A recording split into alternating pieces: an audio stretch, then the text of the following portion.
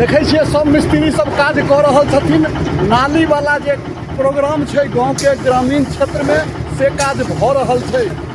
हम जानै छिए अहूँ सबके ई बड्ड नीक वीडियो लागत, कियाकि समाज के काज छै, समाज के मन से करऽ के छै, समाज के संगे रहऽ के छै, समाज के संगे चलऽ के छै। भगवती की विशेष कृपा है जो मने उनका इच्छा से सब काज भ रहल छै। सबसे पहले तो हुनका, लेकिन अब तक की छै कि जब तक ये जो रोड छै अहाँ के मने के सिंचाई घर से लऽ कऽ एम्हर अहाँ के घर सब छै, मजमिसर घर से लऽ कऽ एम्हर अहाँ के गंगा गुरु के घर से आगा तक के सबके ढाल इम्हरे पानी बहै छै। ई बहुत पहले से मने कि सुनै छै कहानी, बहुत शुरुए से लोग मने के पानी बढ़ छलैया।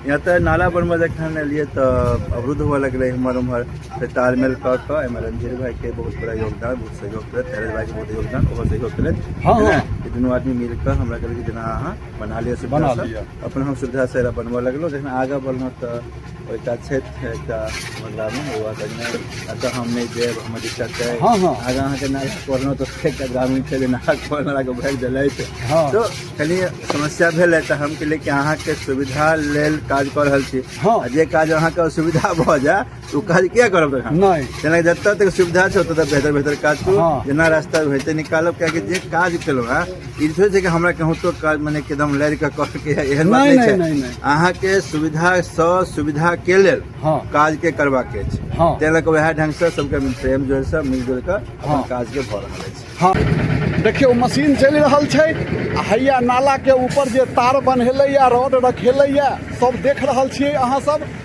ई पूरा आगा तक गेल छै, आगा जाकर किछ कम भ गेलै या जगह, ओ आपस के बात छै, ओइमे कोनो ककरो तरफ से जोर नहीं देल गेलै या। जिनका देबऽ के छै जमीन ओ देथिन, जिनका नहीं देबऽ के छै नहीं देथिन, ओ तो अपन इच्छा के बात छै।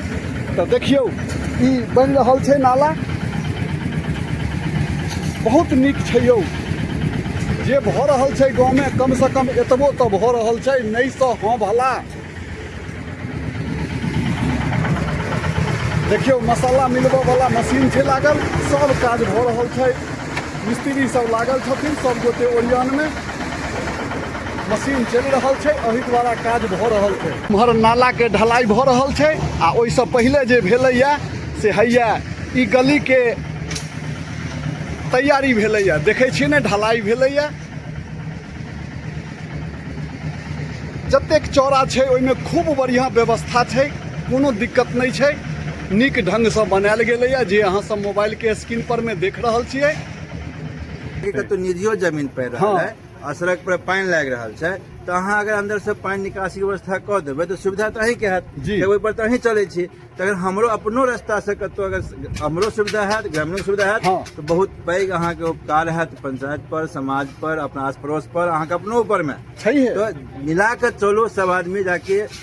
अगर कतौ पानी के जमाव भ रहल छै तो जल जमाव के मेन कारण हम अहाँ छी, वो अपने आप भगवान आबि के नहीं बना देते। हमरा अहाँ के अपना सूझबूझ से व्यवस्था क लेबे के है, ताकि पानी अहाँ के सहज निकल जाए और हम सब सुविधा पूर्वक बिना जूता भिजेने, जूता पहिर के भी हम सब जा सकै छी। ने अयो देश एते आगा बढ़ रहल छै, या गांव सब अखन तक हमर सबके सोच तते पछुएल है। रखली जे गली छला भैया, ओ जे सुधीर राय जी के घर में जी सोनाली के घर जाय छले जी, वो गली कतेक दिन से हम देख रहल छी, हमरो बहुत दिन से वो कहै छले था, लेकिन हम तो अपन नंबर क्रमशः ही काज करबै ने, तो कते मुश्किल से अखन वो काज केलहुँ। हाँ ओहो मने के ढला गेल, संगे संगे ओहो ढलबेलहुँ, हाँ इहो ढलबेलहुँ। जे अहाँ कऽ रहल छी से बहुत नीक काज कऽ रहल छियै। एहिमे कोनो अराइर नहीं करऽ के छै, अराइर वाला आदमी के काते कऽ कऽ जतबे भेटै ओही में निर्वाह करे, समझ के ताकि बिना हल्ला कऽ के काज नहीं होइ छै। ओहिमे जते शांति से अहाँ काज करब, पंचायतो शांति, मनो शांति, आस पड़ोस भी शांति, अशांति छै तो सब सुखी में छै। इएह चीज छै, शांत समाज छै, कुशल समाज रहतै। ठीक छै, धन्यवाद। अहाँ सब वीडियो देखियौ।